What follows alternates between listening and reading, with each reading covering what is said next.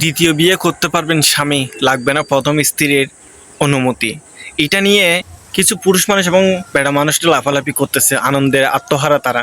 আরে বেড়া, একটা বিয়ে ঘুরে হচ্ছে এরা কোথায় যাবে স্কুল পাচ্ছে না, তোরা হচ্ছে দুইটা বিয়ে করার জন্য হচ্ছে লাফালাফি করতেছিস। হাস্যকর ব্যাপারটা। তার সাথে আমি আর কিছু কথা বলতে চাই, এটা হচ্ছে যে কারো মেয়ের জামাই যখন হচ্ছে আরেকটা বিয়ে করে আসে তখন আপনার কষ্ট লাগে, কারণ সেটা আপনার মেয়ে, মানে আপনার মেয়ের স্বামী আরেকটা বিয়ে করছিল, আপনার কষ্ট লাগলো।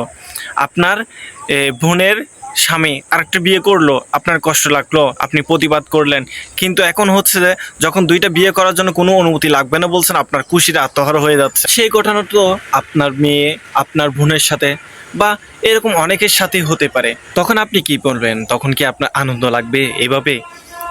তারপর হচ্ছে যে মানে কিছু মানুষের আমি বুঝলাম না, যেমন ধরো হচ্ছে যেমন অনুমতি ছাড়া যখন বিয়ে করবে, যখন ওনার অনেক অনেক স্বামী আছে যে কি তার প্রথম স্ত্রীকে দেখতে পারে না, মানে কোনো স্ত্রীকে ভরণ পোষণ দিতে পারে না, পোলাফাইনকে পড়াতে পারে না, তারা হচ্ছে বিয়ে করে করে ঠালাই রাখে। এটা হচ্ছে খুবই লজ্জাজনক আমি মনে করি। যে কারণ হচ্ছে যে কারণ প্রত্যেকটা জিনিস একটা নির্দিষ্ট নিয়ম থাকা অনুযায়ী। এখন আপনারা অনেকে দেখতেছি কি লাফালাফি করতেছে, হয়তো অনুমতি লাগবে না, এখন আমাদের ইচ্ছা মতন বিয়ে করতে পারবো।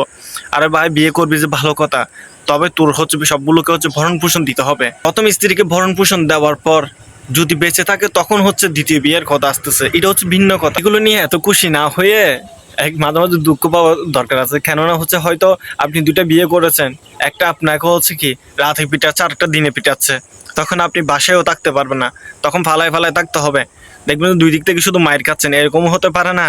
তাই বলবো যে এগুলো নিয়ে লাফালাফি নয়, এগুলো অনেক কিছু বোঝার আছে, অনেক কিছু কন্ট্রোল করার দিক নির্দেশনও আছে আমি মনে করি। তাই এগুলো নিয়ে হাসাহাসি করতে নেই, আর এগুলো নিয়ে এত লাফানোর কোনো দরকার বলে আমি মনে করি না। তখন দেখবেন যে কি পেছনে হচ্ছে আগুন ধরে যাবে, যখন পরবর্তীতে যখন তারা দুইজনে যখন আপনাকে পিটাবে।